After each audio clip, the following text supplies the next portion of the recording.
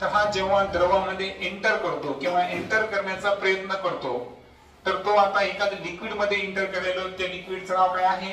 Water.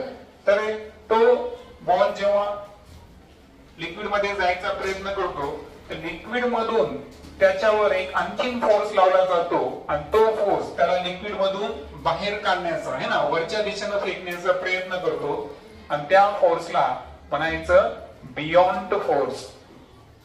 आणि या beyond फोर्सला आपण रिप्रेझेंट करू FB. आणि याची डायरेक्शन जर पाहिली तर वरच्या दिशेने असल्यामुळं हे कोणत्या डायरेक्शन मध्ये आहे? Upward direction. म्हणजे ओव्हरऑल जर पाहिलं आपण तर तुम्हाला सिम्पली लक्षात ठेवायचं आहे की फोर्स ऑफ ग्रॅव्हिटी आणि बियॉन्ड फोर्स हे एकमेकांच्या कसे आहेत? विरुद्ध दिशेने कार्य करतात. आता गुरुत्वीय बलचा आपण अभ्यास केलेलाच आहे आणि म्हणून बियॉन्ड फोर्स चा डायरेक्शन दाखवण्यासाठी आपण एक रेफरन्स वापरला, संदर्भ. तर आजचा पहिला प्रश्न आहे, व्हॉट इज बियॉन्ड फोर्स? आता बियॉन्ड फोर्स काय आहे, ज्याला आपण मराठीमध्ये प्लावक बल म्हणतो. आपल्याला माहित आहे की जेव्हा एखादी वस्तू आपण द्रवामध्ये बुडवतो, तर अशा वेळेस ती वस्तू द्रवाच्या बाहेर विरुद्ध दिशेने यायचा काय करते? प्रयत्न करते, हे की नाही? म्हणजे जसं गुरुत्व बल जे आहे एखाद्या वस्तूला स्वतःकडे आकर्षित करतं, हे की नाही? तर त्याच्या अगदी विरुद्ध कार्य करणार किंवा द्रवापासून दूर फेकणारं जे बल आहे, जे की वरच्या दिशेने कार्य करतो, त्याला आपण प्लावक बल म्हणतो. तर तो आहे बियॉन्ड फोर्स. आणि त्याला जर आपल्याला डिफाइन करायचं असेल तर upward force acting on object in water or fluid or gas. म्हणजे बियॉन्ड फोर्स हा अपवर्ड म्हणजे वरच्या दिशेनं कार्य करणारा हा फोर्स आहे. दुसरं वैशिष्ट्य म्हणजे तो ऑब्जेक्टवर जो ऍक्ट होतो वरच्या दिशेने, तर हे केव्हा होतं? जेव्हा तो ऑब्जेक्ट एकतर पाण्यामध्ये पाहिजे किंवा एखाद्या फ्लुइड मध्ये पाहिजे किंवा एखाद्या गॅस मध्ये पाहिजे. आता फ्लुइड शब्द माहित तुम्हाला, द्राव्य. तर एखादं माध्यम हे लिक्विड असेल किंवा गॅस असेल, है ना? तर द्रव आणि वायू या दोन्ही माध्यमाला एकत्रितपणे आपण द्राव्य म्हणतो. तर इंग्रजीमध्ये काय म्हणायचं? फ्लुइड. लक्षात आलं? एखादा ऑब्जेक्ट पाण्यामध्ये आहे, फ्लुइड मध्ये आहे किंवा गॅस मध्ये आहे, यापैकी कोणत्याही एक माध्यमात असताना त्याच्यावर अपवर्ड जो फोर्स लावला जातो वरच्या दिशेने, म्हणजे गुरुत्वीय बलाच्या विरुद्ध दिशेने जे फोर्स लावल्या जातं लिक्विड मध्ये असताना किंवा फ्लुइड मध्ये असताना किंवा गॅस मध्ये असताना, तर त्या अपवर्ड फोर्सला म्हणायचं बियॉन्ड फोर्स. त्यानंतर in which direction beyond force act. म्हणजे प्लावक बल कोणत्या दिशेने कार्य करतं?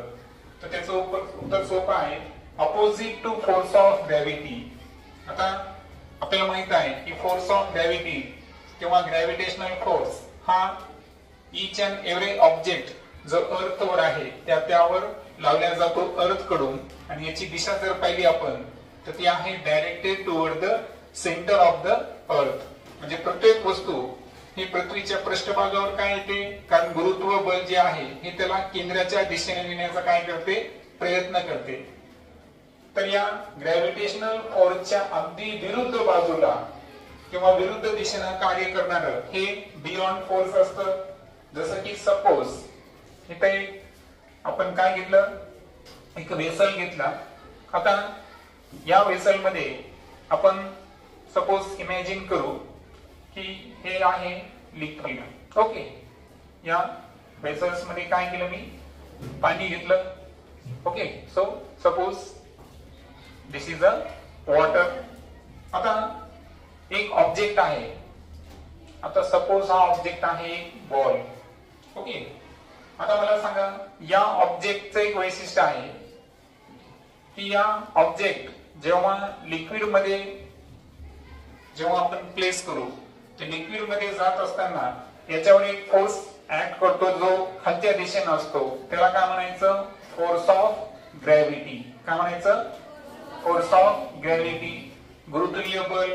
आणि गुरुत्वीय बल हे पृथ्वीच्या केंद्राच्या दिशेने म्हणजे directed toward the centre of the earth खालच्या दिशेने ऍक्ट करतं.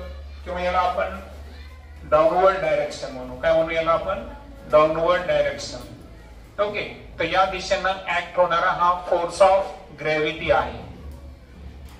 आता ग्रॅव्हिटी फोर्सला आपण काय करू, एफ जी या अक्षराला काय करू, रिप्रेझेंट करू. आता हा बॉल जो आहे तर हा जेव्हा द्रवामध्ये एंटर करतो किंवा एंटर करण्याचा प्रयत्न करतो तर तो आता एखाद्या लिक्विड मध्ये एंटर करायला, त्या लिक्विडचं नाव काय आहे, वॉटर. तर तो बॉल जेव्हा लिक्विड मध्ये जायचा प्रयत्न करतो तर लिक्विड मधून त्याच्यावर एक आणखीन फोर्स लावला जातो आणि तो फोर्स त्याला लिक्विड मधून बाहेर काढण्याचा आहे ना, वरच्या दिशेने फेकण्याचा प्रयत्न करतो आणि त्या फोर्सला म्हणायचं बियॉन्ड फोर्स. आणि या बियॉन्ड फोर्सला आपण रिप्रेझेंट करू एफ बी. आणि याची डायरेक्शन जर पाहिली तर वरच्या दिशेने असल्यामुळं हे कोणत्या डायरेक्शन मध्ये आहे, अपवर्ड डायरेक्शन. म्हणजे ओव्हरऑल जर पाहिलं आपण तर तुम्हाला सिंपली लक्षात ठेवायचं आहे की फोर्स ऑफ ग्रॅव्हिटी आणि बियॉन्ड फोर्स हे एकमेकांच्या कशा आहेत, विरुद्ध दिशेने कार्य करतात. आता गुरुत्वीय बलचा आपण अभ्यास केलेलाच आहे आणि म्हणून बियॉन्ड फोर्स चा डायरेक्शन दाखवण्यासाठी आपण एक रेफरन्स वापरला, संदर्भ वापरला आणि तो संदर्भ काय होता, फोर्स ऑफ ग्रॅव्हिटी. आणि लक्षात ठेवायचं फोर्स ऑफ ग्रॅव्हिटीच्या अगदी विरुद्ध दिशेनं कार्य करणारं जे बल आहे त्याला म्हणायचं beyond force. On which factor beyond force is depend. आता असे कोणते घटक आहेत की ज्यावर बियॉन्ड फोर्स डिपेंड असतो, कंडिशन्स काय काय आहेत. तर पहिला आहे पहा, व्हॉल्यूम ऑफ ऑब्जेक्ट. पहिल्यांदा सांगितलं की जे ऑब्जेक्ट आहे त्या ऑब्जेक्टचा व्हॉल्यूम किती आहे, कारण ऑब्जेक्टचा व्हॉल्यूम जितका जास्त तितका बियॉन्ड फोर्स काय असणार, जास्त असणार. आणि दुसरा आहे डेन्सिटी ऑफ लिक्विड. आता डेन्सिटी ऑफ लिक्विड बद्दल काय सांगता येईल की एखाद्या द्रवाची घनता जितकी जास्त असेल तर तितकं बियॉन्ड फोर्स कसा असणार, जास्त असणार. पहा तुम्ही जिओग्राफी मध्ये मृत समुद्राबद्दल ऐकलेले आहे. डेड सी मध्ये माणूस बुडतो का, नाही, कारण त्याच्यामध्ये सॉल्टचं प्रमाण खूप जास्त आहे. मग जितकं क्षारचं प्रमाण जास्त आहे त्याच्यामुळे मला सांगा क्षार काय करतो, डेन्सिटी इन्क्रीज करतो, बरोबर आहे का. आणि दॅट्स वाय मृत समुद्रामध्ये आपण बुडत नाही. म्हणजे याचा अर्थ काय झाला की त्या ठिकाणी सॉल्ट मुळे डेन्सिटी काय झाली, इन्क्रीज. म्हणजे घनता जितकी जास्त प्लावक बल तितकं जास्त. आता हेच वाक्य इंग्रजीमध्ये सांगायचं असेल तर कसं म्हणू आपण की लिक्विडची डेन्सिटी जितकी मॅक्झिमम तितका मॅक्झिमम पोर्शन मध्ये कोणता फोर्स असणार, बियॉन्ड फोर्स असणार. नेक्स्ट जर पाहिलं आपण, why swimming is easier to swim in sea water than fresh water. आता सी वॉटर तुम्हाला माहिती आहे क्षारयुक्त असतं, खारं पाणी असतं समुद्राचं, महासागरांचं. आणि जे फ्रेश वॉटर म्हणजे गोड पाणी. आता गोड पाण्यापेक्षा खारं जे पाणी आहे किंवा समुद्राचं पाणी आहे तर यामध्ये स्विमिंग म्हणजे पोहणं हे सोपं का जातं. आणि रिझन तुम्हाला आता सांगितलं मी की त्याच्यामध्ये क्षारचं प्रमाण म्हणजे सॉल्टचं जे प्रमाण आहे ते जास्त असल्यामुळे तिथं डेन्सिटी काय होते, इन्क्रीज. आणि आताच पाहिलं आपण डेन्सिटी वर काय डिपेंड आहे, बियॉन्ड फोर्स डिपेंड आहे. डेन्सिटी जितकी जास्त बियॉन्ड फोर्स तितका जास्त. म्हणजे पाणी ऑटोमॅटिक आपल्याला वर ढकलत असेल तर आपल्याला स्विमिंग साठी जास्त मेहनत करण्याची गरज आहे का, नाही. आणि दॅट्स वाय रिझन दिला आहे की जी सी वॉटरची डेन्सिटी जी घनता आहे ती कशापेक्षा जास्त आहे, फ्रेश वॉटर म्हणजे गोड पाण्यापेक्षा खाऱ्या पाण्याची घनता जास्त असल्यामुळे खाऱ्या पाण्यामध्ये पोहणं हे सोपं जातं. त्यानंतर नेक्स्ट आहे, in which condition object may floats in on liquid. आता पहा तुम्ही प्लास्टिकचा चेंडू आहे ना तो एखाद्या लिक्विड मध्ये टाकला तर तो काय होतो, हा पाण्याच्या सरफेसवर तरंगतो. तो पाण्यामध्ये जातो का, अजिबात जात नाही. मग ही कंडिशन का निर्माण झाली याच्या मागचं सायंटिफिक कारण पाहू आपण. तर पहा, if buoyant force is larger than the weight of object. म्हणजे ऑब्जेक्टचं जे वजन होतं, वस्तुमान नाही म्हणत मी, काय म्हणतो आहे वेट. वेट म्हणजेच काय माहिती तुम्हाला, वेट म्हणजे ग्रॅव्हिटेशनल फोर्स असतो. पहा लक्षात घ्या, वेट आणि मास याच्यातला फरक माहित तुम्हाला. वेट म्हणजेच फोर्स आणि फोर्स म्हणजेच काय आहे, mg म्हणजे मास इंटू ग्रॅव्हिटी. म्हणजे वस्तुमानाला जर आपण गुरुत्वानं गुणलं तर काय निघतं, वेट निघतं.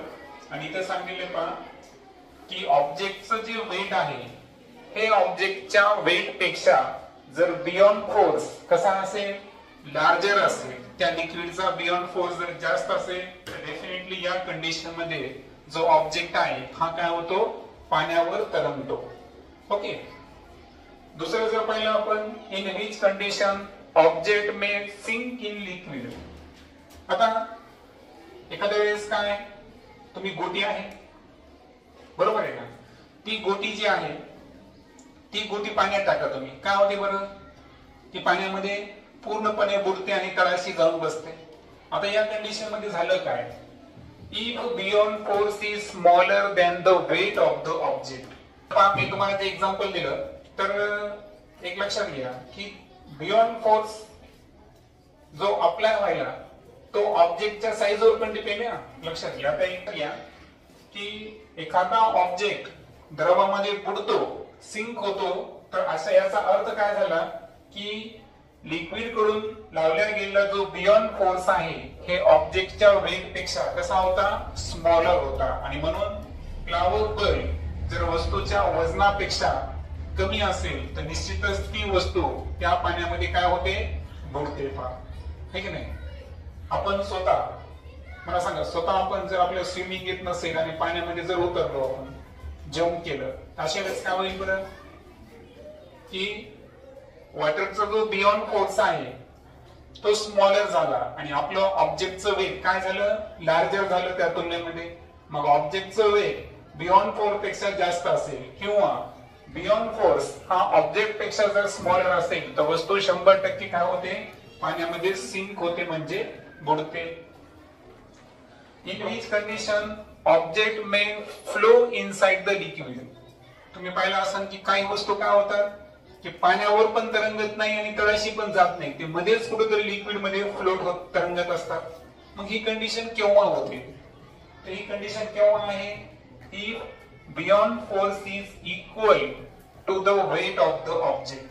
म्हणजे ऑब्जेक्टचं वेट आणि बियॉन्ड फोर्स हे दोन्ही एकमेकांच्या जर इक्वल असतील तर अशा वेळेस तो ऑब्जेक्ट सरफेसवर पण राहणार नाही, बुडणार पण नाही, तो लिक्विडच्या आतमध्ये काय असेल, फ्लोट होत असेल, म्हणजे तरंगत असेल. सो ओव्हरऑल आपण 3 कंडिशन पाहिल्या बा. पहिली कंडिशन काय पाहिली आपण की जो बियॉन्ड फोर्स आहे हा जर वस्तूच्या वेट पेक्षा जास्त असेल तर अशा वेळेस तो ऑब्जेक्ट जो आहे काय होतो, फ्लोट ऑन लिक्विड, म्हणजे तो त्या द्रवावर किंवा लिक्विडवर, लिक्विड किंवा वॉटर घेऊ आपण. ओके. तर त्याच्यावर काय होतो, तो काय करतो, फ्लोट, तरंगतो. ऑन शब्द आहे. दुसरी कंडिशन काय पाहिली आपण की बियॉन्ड फोर्स जर वस्तूच्या वेट पेक्षा जर स्मॉलर असेल तर अशा वेळेस ती वस्तू काय होते, सिंक, म्हणजे त्या लिक्विड मध्ये किंवा त्या फ्लुइड मध्ये ती बुडते. आणि तिसरी कंडिशन बियॉन्ड फोर्स हे ऑब्जेक्टच्या वेटच्या जर काय असेल, इक्वल असेल तर अशा वेळेस ती वस्तू फ्लोट होते, परंतु त्या लिक्विडवर होते का, नाही. तर शब्द काय आहे, इनसाइड द लिक्विड, म्हणजे लिक्विडच्या किंवा वॉटरच्या आतमध्ये. आणि सो अशा प्रकारचे. आता यावर आधारित आपलं आर्किमिडीज प्रिन्सिपल. मग आर्किमिडीज प्रिन्सिपल काय सांगतं, when an object is partially or fully immersed in a fluid, म्हणजे एखादा ऑब्जेक्ट पार्शली म्हणजे थोड्या प्रमाणात किंवा फुल्ली म्हणजे पूर्णपणे द्रवामध्ये बुडालेला आहे. ओके. या कंडिशन मध्ये force of buoyancy act on it, म्हणजे त्या ऑब्जेक्टवर कोणता फोर्स लागू झाला, बियॉन्ड फोर्स. बियॉन्ड फोर्सला काय म्हणायचं, force of buoyancy in upward direction. आणि हा बियॉन्ड फोर्स कोणत्या दिशेने ऍक्ट करतो, वरच्या दिशेने, म्हणजे ग्रॅव्हिटेशनल फोर्सच्या विरुद्ध दिशेने. आणि this force is equal to weight of the fluid displaced by the object. आणि मग आता या बियॉन्ड फोर्सची जर आपल्याला व्हॅल्यू काढायची असेल तर ती व्हॅल्यू कशाच्या इक्वल आहे, equal to weight of fluid displaced by the object म्हणजे ऑब्जेक्टनं किती द्रव बाजूला सारलं त्या द्रवाच्या वजनाच्या इक्वल हा काय असतो बियॉन्ड फोर्स असतो. सो सरळ सरळ नियम आहे की एखादी वस्तू द्राव्य म्हणजे द्रव किंवा वायू फ्लुइड मध्ये पार्शली म्हणजे थोड्या प्रमाणात किंवा फुल्ली पूर्णपणे बुडालेली असेल तर त्यावर ऍक्ट करणारा फोर्स कोणता आहे बियॉन्ड फोर्स. प्लावक बल कसं कार्य करतं अपवर्ड डायरेक्शन म्हणजे वरच्या दिशेने. आणि बियॉन्ड फोर्सची व्हॅल्यू काढायची असेल ते कशाचे इक्वल असतं की द्रवानं जेव्हा वस्तू बुडाली तर वस्तूनं जेवढं द्रव बाजूला सारलं हे की नाही तर दिलंय ना. Fluid displaced by the object म्हणजे ऑब्जेक्टनं किती फ्लुइड बाजूला केलं त्याचं वेट आणि बियॉन्ड फोर्स हे दोन्ही एकमेकांच्या इक्वल असतात. हा आहे आर्किमिडीजचा प्रिन्सिपल. एखादं बाथटब आहे बघा ते पूर्णपणे भरलेलं आहे आणि त्यामध्ये जर आपण उतरलो तर काय होईल बाथटब मधलं बरचसं पाणी का होईल खाली पडेल. मग खाली पडलेल्या पाण्याचं वेट आणि त्या द्रवानं लावलेला बियॉन्ड फोर्स हे दोन्ही एकमेकांच्या कसं असतील इक्वल असतील. ठीक ना. घरी गेल्यावर तुम्ही छोटासा एक्सपेरिमेंट करू शकता. एक भांडं घ्या काटोकाट त्याला पूर्ण भरा आणि त्यामध्ये एखादी जड वस्तू टाका. समजा एक दगड टाकला. दगड टाकल्याबरोबर बाहेर थोडंसं पाणी पडेल आणि जेवढं पाणी बाहेर पडलेलं आहे ते पाण्याचं वेट आणि त्या फ्लुइडनं त्या ऑब्जेक्टवर लावलेलं बियॉन्ड फोर्स हे दोन्ही एकमेकांच्या काय असेल इक्वल असेल. यालाच म्हणायचं आर्किमिडीज प्रिन्सिपल. ओके.